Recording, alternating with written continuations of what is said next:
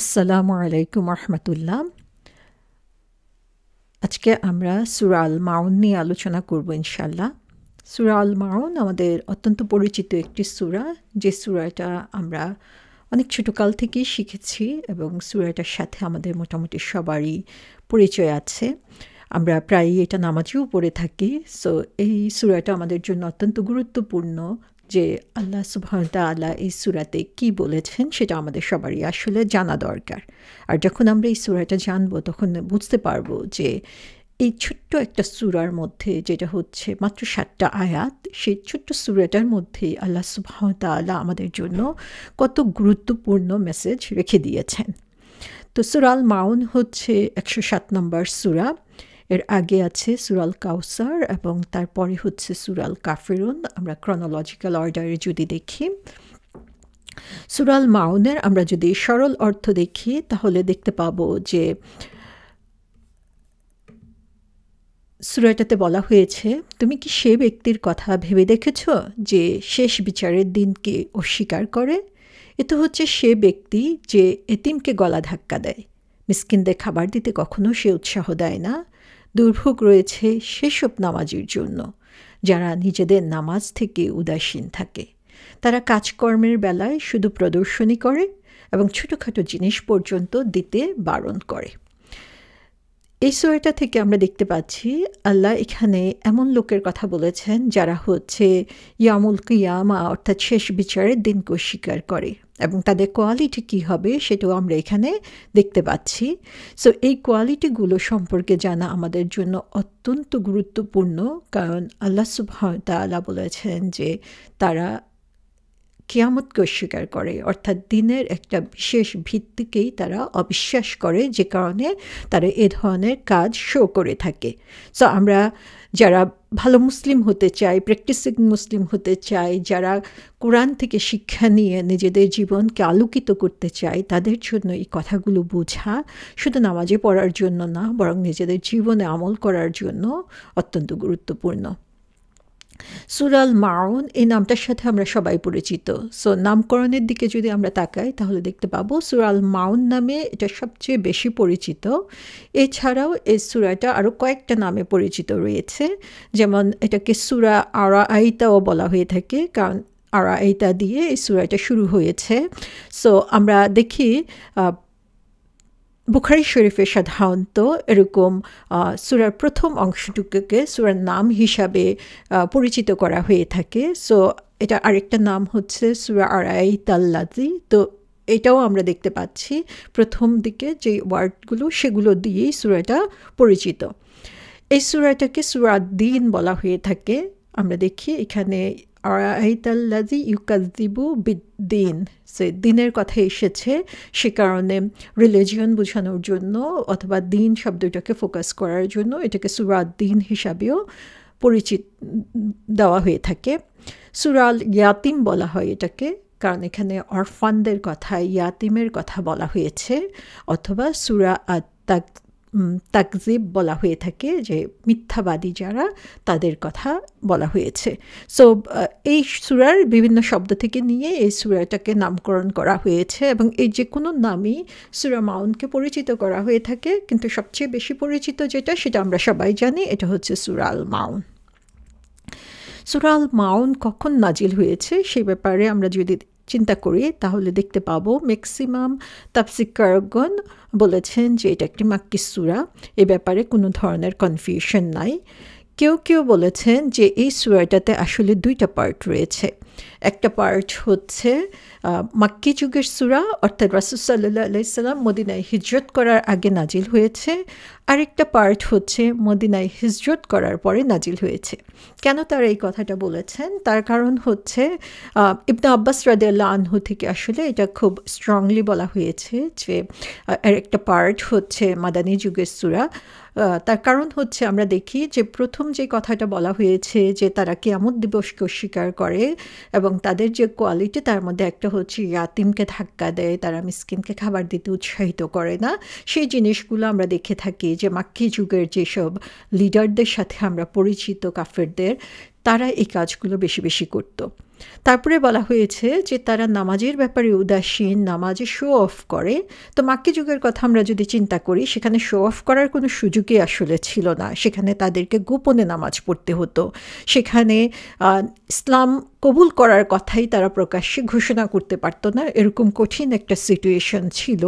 So সেখানে যদি বলা হয় যে তারা নামাজ শো অফ করার জন্য, অন্যকে দেখানোর জন্য নামাজে গাফলতি করে থাকে, তাহলে দেখা যায় যে এই জিনিসটা মোর অ্যাপ্রোপ্রিয়েট হচ্ছে মুনাফিকদের জন্য।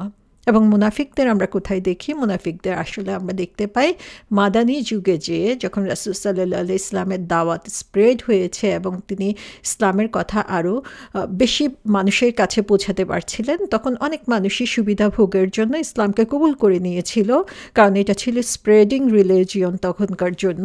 কিন্তু তারা মনে প্রাণে আসলে ইসলামকে কবুল করে নাই, তাই লোক দেখানোর জন্য তারা নামাজে দাঁড়াতো, যাতে কেউ তাদেরকে সন্দেহ করতে না পারে।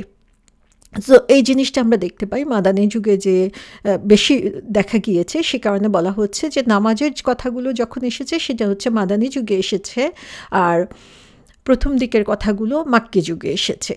আবার আমরা যদি এভাবে চিন্তা করি যে এই নামাজ বলতে যখন এই সূরাটা নাজিল হয়েছে তখনও কিন্তু নামাজ ফরজ হয় নাই, তাহলে এই নামাজ বলতে যদি ওরশিপ বা যে কোনো ধরনের ইবাদতকে বোঝানো হয়ে থাকে, তাহলে সেটা মাক্কি যুগের লোকদেরকেও বোঝানো হতে পারে। সেই জিনিসগুলো আমরা পরবর্তীতে ডিটেলস আলোচনা করব। তো এই পর্যন্ত আমরা দেখি যে যদি ক্রমান্বয় অনুযায়ী আমরা চিন্তা করি যে কখন নাজিল হয়েছিল, এটা হচ্ছে 17 নম্বর সূরা, অর্থাৎ প্রথম থেকে শুরু করে যে ইকরা বিসমি রাব্বিকাল লাযী থেকে শুরু করে আমরা যদি চিন্তা করি, তাহলে এটা হচ্ছে 17th সূরা, যেটা হচ্ছে রাসূল সাল্লাল্লাহু আলাইহি ইসলামের উপরে নাজিল হয়েছিল। তার মানে মাক্কি যুগের একদম প্রথম দিকের সূরা আমরা দেখতে পাচ্ছি, এবং সেই সময়ই এই সূরাটার উপরে ফোকাস করা হয়েছে, এর কথাগুলোর উপরে ফোকাস করা হয়েছে। আমরা যদি ক্রনোলজিক্যাল অর্ডারে ধরি, তাহলে আমরা দেখব যে সূরা কাউসার নাজিল হয়েছে। সূরা কাউসারে আমরা দেখেছি সেখানে রাসূল সাল্লাল্লাহু আলাইহি সাল্লামের উপরে আল্লাহ সুবহানাহু ওয়া তাআলার যে ব্লেসিংস, সেই ব্যাপারে আল্লাহ সুবহানাহু ওয়া তাআলা বর্ণনা করেছেন। সূরা কাউসারের পরে রিভিলড হয়েছে সূরা তাকাসুরে আমরা দেখি বলা হচ্ছে যে মানুষ ধন সম্পদের প্রতি এত বেশি আকৃষ্ট হয়ে পড়ে যে মৃত্যু পর্যন্ত সে এই ধন সম্পদের পিছনেই শুধু দৌড়াতে থাকে। তো তারপরে আমরা দেখি সূরা আল মাউন নাজিল হয়েছে। কেন আমি এগুলো বলছি? তার কারণ হচ্ছে আমরা যদি রাসূল সাল্লাল্লাহু আলাইহি ইসলামের উপরে সূরাগুলো কিভাবে ক্রমান্বয়ে নাজিল হয়েছিল সেটা জানি, তাহলে দেখতে পাবো যে আল্লাহ সুবহানাহু ওয়া তাআলা কীভাবে সেই সমাজটাকে তৈরি করার জন্য একটার পর একটা লেসন দিয়ে গিয়েছেন। আমরা দেখতে পাবো যে আমাদের ফাউন্ডেশন তৈরি করার জন্য সেই লেসনগুলো আমরা কিভাবে নিচ্ছি এবং সেগুলো আমরা আমাদের লাইফে অ্যাপ্লাই করছি কিনা, এবং এই লেসনগুলো দিয়েই কিন্তু রাসূল সাল্লাল্লাহু আলাইহি সাল্লাম মানুষকে চেঞ্জ করেছেন, একটা সমাজকে চেঞ্জ করেছেন। তার যে সাহাবারা ছিল তারা নিজেদেরকে চেঞ্জ করেছেন পুরোপুরিভাবে। তাহলে সূরা তাকাসুরে আমরা দেখি ধন সম্পদের যে লালসা, যে লোভ, সেই ব্যাপারে বলা হয়েছে। সূরা আল মাউনে এসে আল্লাহ সুবহানাহু ওয়া তাআলা বলছেন যে তার যে ধন সম্পদ, সেই ধন সম্পদ দিয়ে সে যেমন কাউকে সাহায্য করে না, ইভেন সবচেয়ে অসহায় যারা ইয়াতিম মিসকিন তাদেরকে পর্যন্ত সাহায্য করে না, তারা ধন সম্পদকে কুক্ষিগত করে রাখে। আবার আল্লাহর ইবাদতের ব্যাপারে নামাজে যেভাবে মনোযোগী হওয়ার দরকার সেভাবে তারা মনোযোগী হয় না। তারপরে যে সূরাটা নাজিল হয়েছে ক্রমান্বয় অনুযায়ী, সেটা হচ্ছে সূরা আল কাফিরুন। সেখানে আমরা দেখি যে কাফিরদেরকে সরাসরি অ্যাড্রেস করে আল্লাহ সুবহানাহু ওয়া তাআলা বলছেন যে একজন মুমিন এবং একজন কাফিরের মধ্যে কিভাবে আমরা ডিভাইড করতে পারি, কিভাবে তাদেরকে আলাদা করে দিতে পারি। সো এই কয়েকটা জিনিস যদি আমরা খেয়াল করি, তাহলে দেখতে পাবো যে একদিকে আমাদের ধন সম্পদ কীভাবে আমরা ইউজ করব এবং কিভাবে আমাদের ইউজ করা উচিত না, সেটা এখানে বলা হচ্ছে সূরা আল মাউনে। আরেক দিকে আমরা মুমিন হওয়ার জন্য এবং কাফিরদের থেকে নিজেদেরকে দূরে সরিয়ে দেওয়ার জন্য, নিজেদেরকে আলাদাভাবে চিহ্নিত করার জন্য দিনের ব্যাপারে, বিশ্বাসের ব্যাপারে, আমলের ব্যাপারে আমাদের মাঝে কি পার্থক্য দেখা যাবে সেটা আমরা এই সূরা আল মাউনের মধ্যে দেখতে পাচ্ছি। তো আমরা যদি এই সূরাগুলোকে সঠিকভাবে বুঝতে পারি, আমরা একজন বিশ্বাসী হিসাবে নিজেদেরকে সুন্দরভাবে গড়ে তুলতে পারবো, যেখানে ঈমান হবে অনেক বেশি স্ট্রং, এবং আমরা একজন মুমিন হিসাবে, মুসলিম হিসাবে মানুষের কাছেও নিজেদেরকে সেভাবে পেশ করতে পারবো যেভাবে রাসূল সাল্লাল্লাহু আলাইহি সাল্লামের সাহাবারা নিজেদেরকে চেঞ্জ করে একটা সমাজ গঠনে কাজে লেগেছিলেন। এখানে আমরা যদি দেখি যে এর আগের যে সূরাটা সেটা হচ্ছে সূরা আল কুরাইশ। সেই সূরা আল কুরাইশের সাথে সূরা আল মাউনের কী সামঞ্জস্য রয়েছে, এখানে কী ধরনের মিল রয়েছে, আমরা সেই জিনিসটা যদি চিন্তা করি তাহলে দেখতে পাবো যে সূরা আল কুরাইশ নাজিল হয়েছে কুরাইশদেরকে উদ্দেশ্য করে। সেখানে আল্লাহ সুবহানাহু ওয়া তাআলা বলছেন যে তিনি কুরাইশদেরকে কত নিয়ামত দিয়েছেন, ব্যবসা করার সুযোগ দিয়েছেন, তাদের যে খাবারের অভাব বা কষ্ট সমস্ত কিছু তিনি দূর করে দিয়েছেন, এবং তারপরে তারা কি করছে। তো আমরা দেখি সূরা আল কুরাইশে আল্লাহ সুবহানাহু ওয়া তাআলা কুরাইশদেরকে ওয়ার্নিং দিচ্ছেন যে তারা আল্লাহর কাছ থেকে ব্লেসিংস পেয়ে তারা কি কাজে নিজেদেরকে নিয়োজিত রেখেছে সেই ব্যাপারে তাদের ফোকাস করা উচিত। আর সূরা মাউনে আল্লাহ বলছেন যে যেখানে কুরাইশদের কি করা উচিত আল্লাহ বলে দিচ্ছেন, সূরা মাউনে বলছেন যে অ্যাকচুয়ালি ইন প্র্যাকটিক্যাল লাইফে কুরাইশরা আসলে কি করছে। তারা এতিমদেরকে ধাক্কা দিচ্ছে, তারা মিসকিনকে খাবার দিতে উৎসাহিত করে না, যেখানে আল্লাহ সুবহানাহু ওয়া তাআলা তাদেরকে ব্যবসা করার সুযোগ দিয়েছেন, তাদের অবস্থার উন্নতি করার সুযোগ দিয়েছেন, তাদের খাবারের অভাব দূর করে দিয়েছেন, কিন্তু সেই অভাব দূর হওয়ার পরও তারা কি করছে, তারা প্র্যাকটিক্যালি সেটাকে অ্যাপ্রিসিয়েট করছে না। সূরা কুরাইশে আল্লাহ সুবহানাহু ওয়া তাআলা বলছেন যে এত নিয়ামত পাওয়ার পরে তাদের যে কাজ সেটা হচ্ছে অন্য দেবদেবী বাদ দিয়ে তারা যার কাছ থেকে এই নিয়ামতগুলো পেয়েছেন সেই আল্লাহ সুবহানাহু ওয়া তাআলার ইবাদত করার জন্য। সূরা আল মাউনে এসে আমরা দেখি যে তাদের যে হিপোক্রেসি, তাদের যে মুনাফিকি আচরণ, যে সমস্ত নিয়ামত পাওয়ার পরে তারা মানুষের সাথে কী ধরনের ব্যবহার করছে অথবা ইবাদতের ব্যাপারে কী ধরনের মূলনীতি তারা অবলম্বন করছে সেটা আমরা সূরা আল মাউনে দেখতে পাই। সূরা আল কুরাইশে আল্লাহ সুবহানাহু ওয়া তাআলা কুরাইশদেরকে কি ব্লেসিংস দিয়েছেন সেটা বলছেন। সূরা আল মাউনে এসে আল্লাহ সুবহানাহু ওয়া তাআলা কুরাইশদের ক্রিটিসাইজ করছেন যে ব্লেসিংস পেয়েও তাদের কাজ, তাদের আমল, তাদের আখলাক কত নিকৃষ্ট পর্যায়ের, অথচ সেই ব্লেসিংসগুলো তারা ঠিকই উপভোগ করছে, তারা অকৃতজ্ঞ হচ্ছে, সেটা সূরা আল মাউনে বলে দেওয়া হচ্ছে। সূরা কুরাইশে আল্লাহ ক্লিয়ারলি বলে দিচ্ছেন যে তাদের যে নিয়ামত, তারা যে সমাজে প্রতিষ্ঠিত, তারা যে ব্যবসার ব্যাপারে এত উন্নতি করছে, সবাই তাদেরকে এত সম্মানের চোখে দেখে, সেগুলো সমস্ত কিছুই প্রোভাইডেড বাই আল্লাহ। আল্লাহ সুবহানাহু ওয়া তাআলা তাদেরকে দিয়েছেন। সূরা আল মাউনে যে আমরা দেখি যে এই যে আল্লাহর ব্লেসিংস, সে ব্লেসিংস পেয়ে আমাদের কি করা উচিত, একজন কৃতজ্ঞ বান্দার কৃতজ্ঞতা প্রকাশ করা উচিত, কিভাবে অন্যদেরকে সেই তার যে সম্পদ রয়েছে বা তার যা রিজিক রয়েছে সেখান থেকে অন্যদেরকে ফিট করা, অন্যদেরকে দান করা এবং আল্লাহকে খুশি করার জন্য নামাজে মনোযোগী হওয়া। তাহলে আমরা দেখতে পাই কম্প্যারিজনটা সূরা কুরাইশে আল্লাহ সুবহানাহু ওয়া তাআলা কুরাইশদের উপরে ফোকাস করেছেন যে লিটারালি তারা কি পাচ্ছে এবং কি করা উচিত। সূরা মাউনে যে আল্লাহ বলছেন তারা কি করছে না, তাদের ক্রিটিসাইজ করছেন এবং আমাদেরকে শিখিয়ে দিচ্ছেন যে আমরা যদি তাদের সাথে আমাদেরকে ডিফারেন্সিয়েট করতে চাই তাহলে আমাদের কি করা উচিত এই ক্ষেত্রে।